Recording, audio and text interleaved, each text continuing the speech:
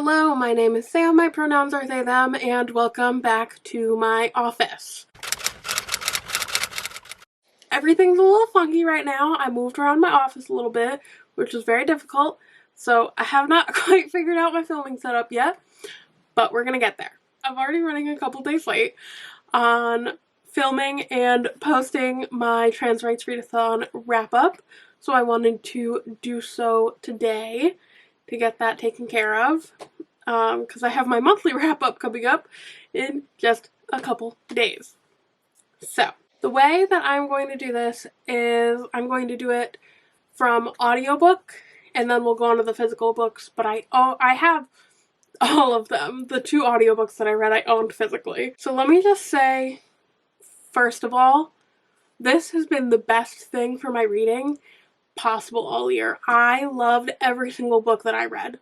Like, very genuinely loved it. So I'm going to kind of continue and read the rest of my TBR despite the Trans Rights Readathon being over, because we should read trans books all year round. Consume trans media. Support trans people. That is the lesson of the readathon. Hi, I'm a trans person. It's fine. So let's get started. I'm going to start with The City in the Middle of the Night by Charlie Jane Anders. I loved this. This was my lowest rated book for the entire readathon, and this was a 4-star. So this kind of follows 2 sets of different people. So we have Sophie and Bianca, then Mouth and Alyssa. So Sophie and Bianca are friends from school. Sophie took the fall for Bianca for a crime, and therefore Sophie almost gets executed by the police on this planet they call January, which is like an Earth replacement planet. It's got a very extreme temperature range, and the humans can only really live in the temperate zone, and they don't even do that very well. But instead of Sophie being murdered, she is saved by what they call the Galette, and she forms a bond with them in a way that no one else really has ever. And then we have Mouth and Alyssa, who are like traveling sales kind of people. They bring cargo back and forth between the 2 major cities on January, and they kind of get wrapped up in some weird shenanigans and kind of get wrapped into Sophie and Bianca and their chaotic drama. I am not a sci-fi person. I talked about this while I was reading this a lot, but I really enjoyed this for the characters. Yes, the world building was fantastic. It was very intricate. It was just kind of incredible to experience, but that wasn't it for me. The characters were it for me. Charlie Jane Anders consistently knows how to write a messed up character. You know what? All of these characters messed up. Sophie, messed up. Bianca, oh my god. Authoritarian, narcissistic, manipulative, disgusting, messed up. Mouth is so wishy-washy. Mouth cannot get her shit together. She is just like trying to play both sides, and like not even a way that really benefits her, just because she can't decide on anything. She's just so caught up in like her group of people who were killed, and she's the last of them, and she's so caught up in their philosophy and their theology that she can't even make a decision for herself. And then Alyssa is like the least messed up out of all of them. She's still messed up, but not to that extent. She's just like trying to survive and do what's best for herself. So like, respect to Alyssa. Sometimes she's pretty messed up. She doesn't always handle things in the best capacity, especially with Mouth. But Mouth really does her dirty a lot of the time. So I see where she comes from on a lot of the points, especially as the story goes on. Charlie Jane Anders, she gives you like a beginning image of a person, and she just slowly peels away the layers like an onion. Absolutely. So her character building, everything. Her storytelling, everything. Very detailed, very intricate. The story is not really what I expected in the slightest. And I loved it. I thought it was great. Also, let me say, Charlie Jane Anders is a trans author, and she is from Connecticut, and she is wonderful, and I love her. And she wrote a very, very, very sweet message in my book when I met her. So she was the first ever author that I met for a signing, so I love her, and I support her unconditionally. The second audiobook that I read was actually a reread for me, and it was Cemetery Boys by Aiden Thompson. So this is about Yadriel is a trans-masked teenage boy in the Bruhex family. They are a group of people who live in a cemetery in California. And what's so special about them is, due to their ancestry, they can see spirits, and the men of the family can, like, sever spirit ties from the world, so spirits can go and rest. And the women of the family are spectacular healers. Well, everyone in Yadriel's family thinks that he has to be a healer, even though he can't. They just kind of think that he doesn't have any powers to him because his healing powers went horribly wrong. And they do not believe that he is actually a man and should be severing the ties for spirits, and helping them find peace. So one night he finds Julian, and he is a spirit boy in the cemetery in the church in his family's graveyard. So he tries to sever the ties, and it should work, but he thinks that Julian's just being stubborn, and Julian is like, just help me check on my friends. So it's kind of their budding friendship and romance.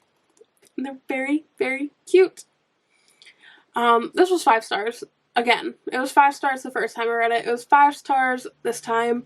I loved every second of it. It just holds like a special place in my heart. The writing's beautiful. The storytelling's beautiful. Their budding relationship is just heartwarming. I think that Aiden Thomas is just like a very gifted, incredible writer. I also want to say that I have no right to speak on the subject of whether it should be Latino or Latinx, but in Aiden Thomas's bio, he does use the word Latinx, so I think that I'm going to try and use Latinx out of respect for him. I'm not one to have this conversation. I have absolutely no right to have this conversation, but I'm just going to go by what he seems to want. So I don't know if there's a country of origin in the story, like a Latinx country of origin. I know that his grandmother is Cuban, but I'm really unsure, so I'm just going to say Latinx. And this is really just a tribute to Latinx culture, community, family, love, and also, like, being the queer kid in a Latinx family, and how hard that is. Again, I clearly don't have any experience with that in any capacity, but I have definitely laid witness to it through friends. So I know that that is a hard scenario to be in a lot of the time. So I just think that it was a beautiful story, a beautiful tribute to a beautiful culture, and a super cute romance between 2 very sweet boys. I love it. I've always loved it, though.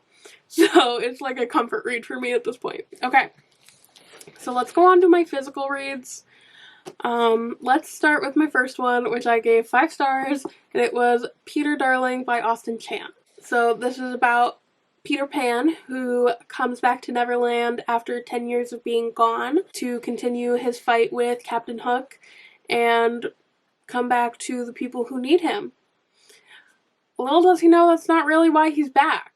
He ends up coming back to kind of find himself. So Neverland, for the most part, ends up being the place where you could either fall into yourself and be trapped there forever, or you can figure out who you really are and you can come to terms with that. Everyone kind of promotes it as a romance between Captain Hook and Peter Pan, which it definitely is.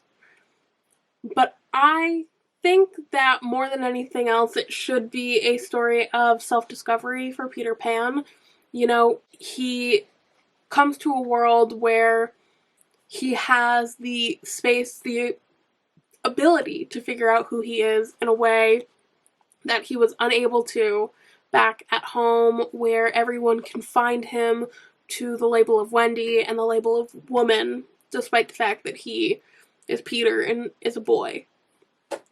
So I thought the romance was really cute, but I thought the character progression of Peter and the way that the trauma was unfolded more than anything else was the star of this book. It's a really small book. I really like the size of it as a whole. Like, it's just little, and I really loved it. I think that I would like to pick up some more stuff by Austin Chant. So that was pretty fantastic. I don't really have much more to say about it. It was just fun. It was just a good story. The second physical book that I read was The Four Profound Weaves by R.B. Lemberg. Now this was 5 stars. This is a fantasy that is under 200 pages. It is beautifully written. So this is about 4 weaves of rug. Okay, so you have the weave, they weave with wind, which equates to transition, to change. They weave with sand, which is the weave of wanderlust. They weave with song or sound, which is hope, and then they weave with death, which is obviously death. So in this society, people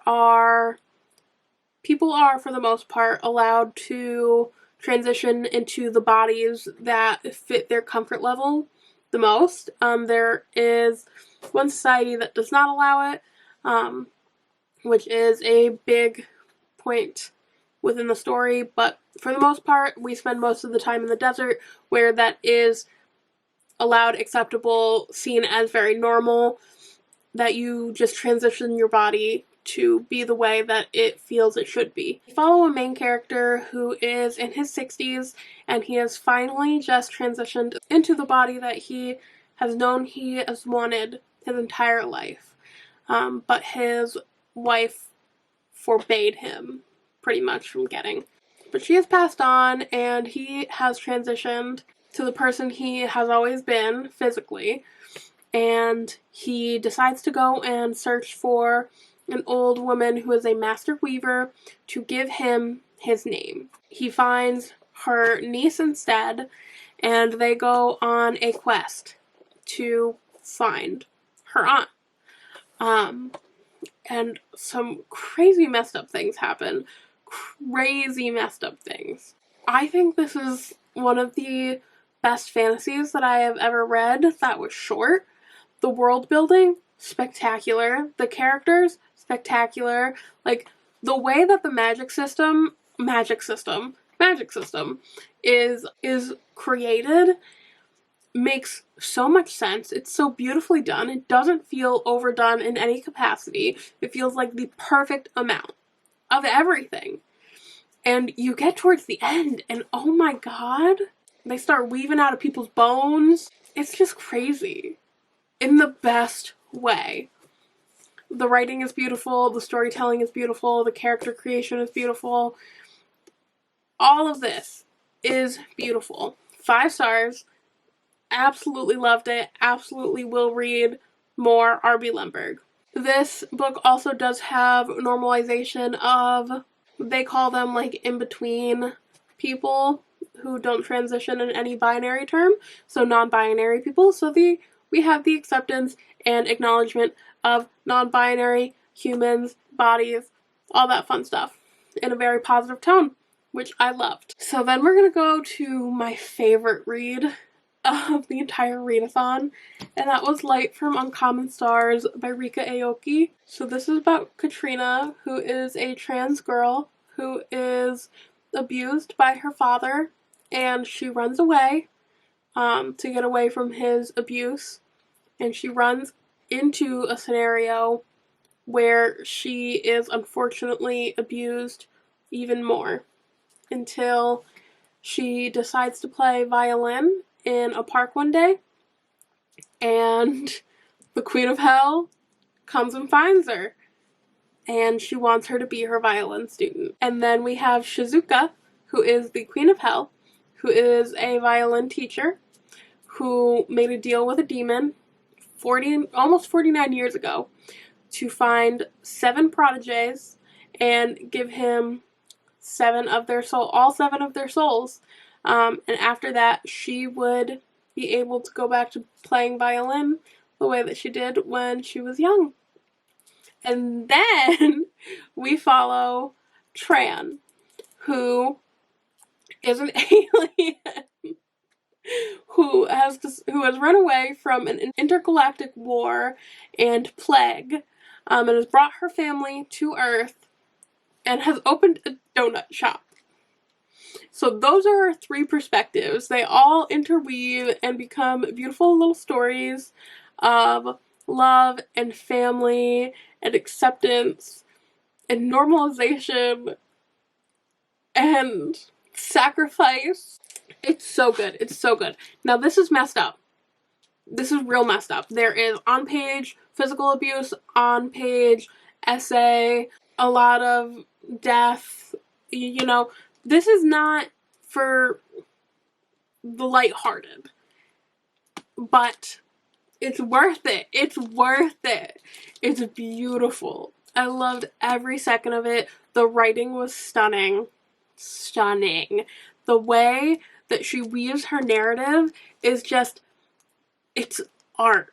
It's truly art. And I know I went into a lot of detail when I was vlogging this experience, but I just want to point out again that she is a master of her craft. The way she weaves a narrative is stunning. She chose her medium to like push forward with her art, and it really, really shows that she just has a way with structure. And that's my favorite thing. I love that. So this, 5 stars, of course, but my favorite out of the entire readathon. The romance was sweet. The family dynamics were sweet. The sense of sacrifice was just awe-inspiring. And I loved getting a chance to see trans joy and getting to watch Katrina kind of grow into herself with the support that she's always deserved. So this has a lot of trans pain in it, but it has a lot of trans joy. I love it. If you think that you can handle the content warnings of it, you should read it. Absolutely, I think that everyone should read it. Okay, and we have our final book that I read of the readathon, number 6, Dear Syntherian by Akwaeke Emezi. 5 stars. Again, 5 stars. I kind of expected this to be a 5-star for me though, because Akwaeke Emezi is one of my favorite authors, and they are just artful in their language. And I really enjoyed the format of this because these were all like short letters to other people. This is their memoir. And I think that it brought a lot of clarifying things to the forefront for me. Like, I didn't know that Freshwater, which was the first novel that I read by them, I did not realize that that was like kind of a realistic fiction. So realistic in a lot of the events, and I know that there is like some over-exaggeration, all that kind of stuff, but this really broke down like their view of themselves, their spirituality, all of that, which I honestly thought was really interesting. To just get the chance to like see what really goes on in their mind, in their body, and just like their perspective on things. So I'm not going to sit here and say that I feel like I have a solid grasp on their identity, their spirituality, anything like that. Like, I don't feel like I have a solid grasp on that, but that doesn't mean that I don't respect them. And I'm very interested in what things this memoir has cleared up for me. Like, I really want to go back and read through Freshwater again with the insight that this gave me to see what it changes for me. Because I think one of the things with Freshwater for me was that it really made me think, and I didn't feel very confident in my understanding of that novel. And I feel like this would definitely help break down some of those points that I did not fully grasp when I first read it. Now, this is hard. This is really hard to read. Their life has definitely been difficult. And there are some brutal scenes in here of offing them, like an attempt to get rid of themselves and all that fun stuff. And it's just brutal at times. But I think it's an important perspective to lay witness to. I think it was powerful. I think that walking through their life and their struggles with them was really interesting.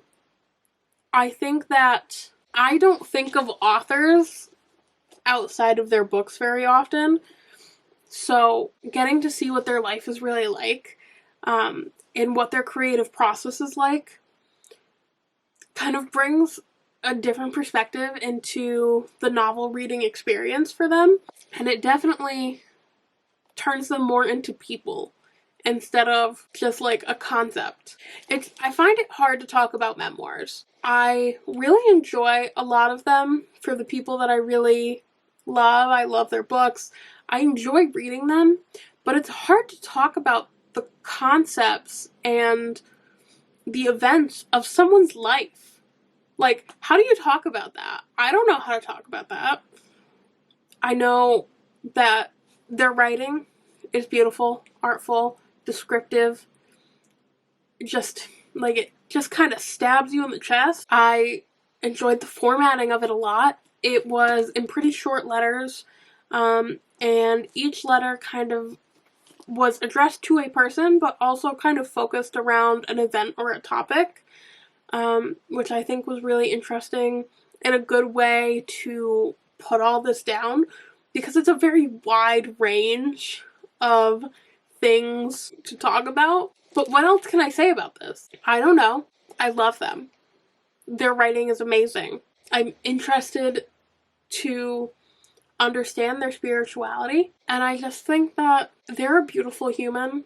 They're really, truly a beautiful human, and I'm so happy to have been able to kind of pull back the screen and see who they are and what they've gone through to get to this point. There were also some scenes in there that made me feel really seen as a non-binary person, and the way that Akwaeke, Emezi, and I both kind of look at our bodies in a similar light as non-binary people, and I mean that in like total physicality form, not spirituality in any capacity, but just like physicality between our reproductive systems and chest. And it was really nice to see someone who looks the way that I want to look, be successful and beautiful and dynamic, and just to see them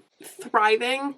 So I feel like this book really, it's their book. I can't comment on the content of it very much. I don't want to, but I can say that I feel seen, and I feel a little bit more empowered to go for what I want now, which I think is really beautiful. That's where we end it. I finished 6 out of 9 books for the Trans Rights Readathon. I never thought I would get that far, and I loved all of them. So I'm still going to continue with the rest of my TBR because I'm interested, because I want to know, because I feel like I'm on a winning streak right now. God damn. So some things on my TBR are definitely getting tossed to the side, but that's okay. I hope that everyone had a fantastic Trans Rights Readathon. I think that this has just been an incredible experience. I feel seen and supported in a way that I think that I really needed. And this has been so much fun. So I hope that everyone has a fantastic day, a fantastic week. And I will see you all next time. Bye.